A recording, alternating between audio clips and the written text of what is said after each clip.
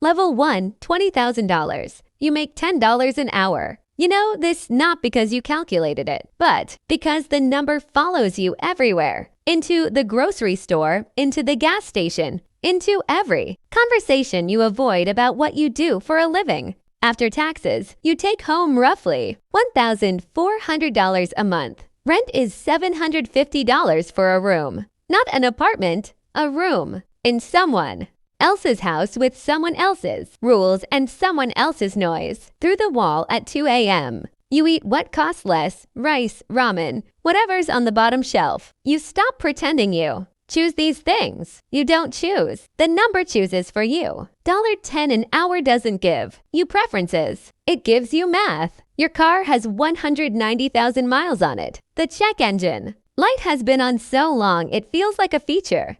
You put $20 of gas in at a time because filling the tank means skipping something else. Everything at this level is a trade. Gas or groceries, groceries or phone bill or the one pair of shoes falling apart since March. You're at the register buying toothpaste and a loaf of bread. The card declines. Not because you're broke, because the $11.40 hasn't cleared yet from the transfer you made this morning. You step aside. You open the app. You refresh it twice. The cashier waits. The person behind you waits. You feel something shrink inside you that has nothing to do with money. Your friends from high school split into two directions. Some went to college. Some got better jobs. You see their lives on your phone while sitting in a parking lot eating a $5 meal between shifts. You don't hate them. You stop comparing. Because comparing at $20,000 feels like staring at the sun. It doesn't help. It just burns. You Google jobs at midnight.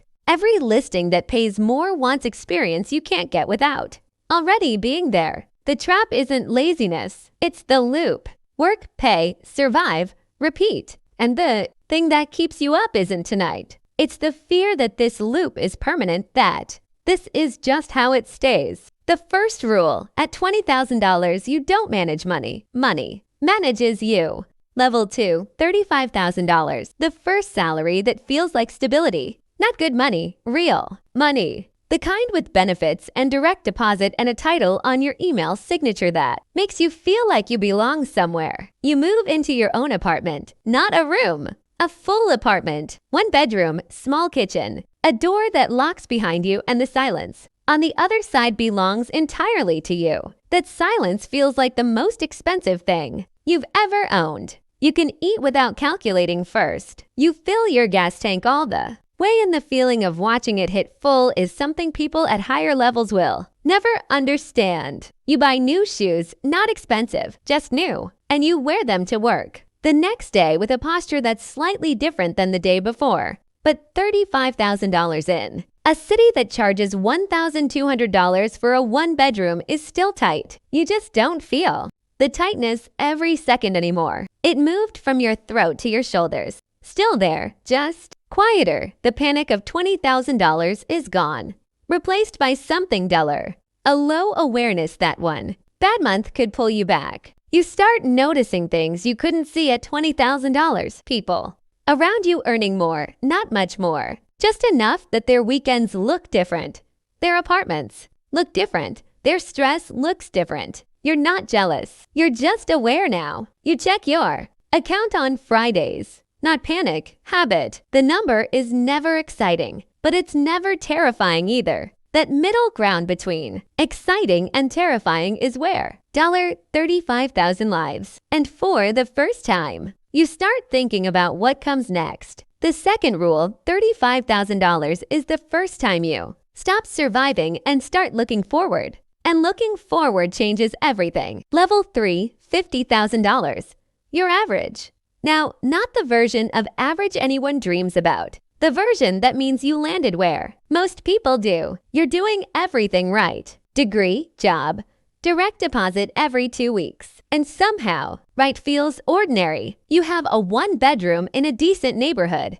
A car with under 100,000 miles. A credit card you pay off most months. Your fridge is full.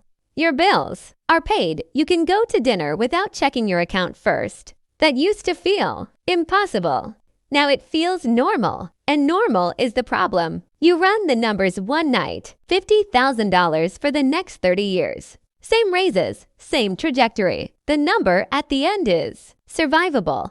Not exciting, survivable you. Stare at that projection and feel something you didn't expect. Not fear, disappointment. The kind that doesn't crash into you. It seeps in slowly like cold through a window you can't find. Your coworker makes $80,000, same hours, different department. You found out by accident and now you can't unfind it. The gap between $50,000 and $80,000 isn't just $30,000. It's a different apartment, a different car, a different kind of freedom.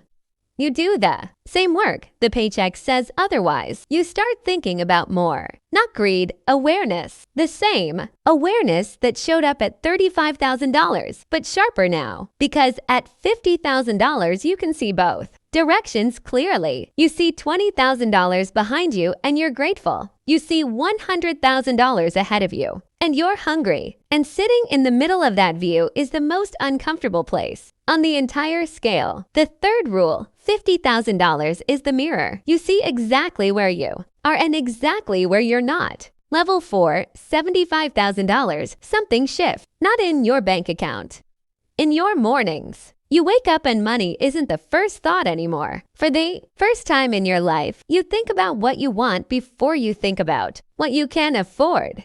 You moved into a better apartment, not luxury, just space, a second bedroom, a kitchen where you actually cook. You book a flight without waiting for a sale. You buy groceries without checking the total. Small shifts that feel enormous too. Someone who remembers $20,000. People start calling you successful. The word feels borrowed, like a jacket that fits but isn't yours, because you know what $100,000 looks like from. Here, the gap between you and your old friends is showing now, not in arguments, in silences, in the things you stop mentioning. The fourth rule, $75,000 is where money gets quiet, and in that quiet, you finally hear yourself. Level 5, $100,000. 6 figures, the number everyone chases. Crossing, it doesn't feel like arriving. It feels like walking through a door into a room bigger than expected, with more doors you didn't know existed. Taxes take more than you imagined. $100,000 is really $72,000 after the government's cut. In New York or San Francisco, $100,000 is survival money dressed in a nice title. You're rich to your family, average to your coworker, broke compared to your neighbor. You stop telling people what you make, not humility. Protection. Family members call more often. Friends pitch ideas. Strangers on the internet tell you you're not really wealthy. Everyone suddenly has an opinion about a number they've never held. The jump from $75,000 to $100,000 doesn't feel like the jump from $20,000 to $35,000. That first jump changed your life. This one changed your options. The hunger was the engine. And now the engine is quiet. The fifth rule, 6 figures is a door, not a destination. And what's on the other side is a question, not an answer. Level 6, $150,000, life changes. Visibly, the apartment is nicer. The car is newer. The vacations are real. But the biggest change is social. You stop relating to conversations about money problems.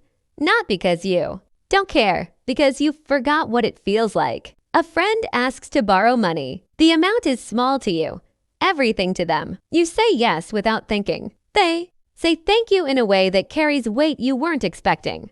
You live in different worlds now. Same city, same streets, different math. You start measuring life in freedom instead of paychecks. Can you leave this job without panic? Can you take a month off? The answer is almost, not yet, but almost. The sixth rule, $150,000 is where money stops being the conversation and starts being the silence between conversations nobody has anymore. Level 7, $250,000, different world, different language. You talk about tax optimization, not tax. Refunds, asset allocation, not savings accounts. Your accountant costs more than your first car. The people around you earn similar numbers by gravity, not design. Dinners where nobody checks the bill. Weekends where nobody suggests the cheap option. Not showing off, just because cost. Stopped being a variable. You stop explaining your life to people who don't live at. This altitude, not arrogance, accuracy.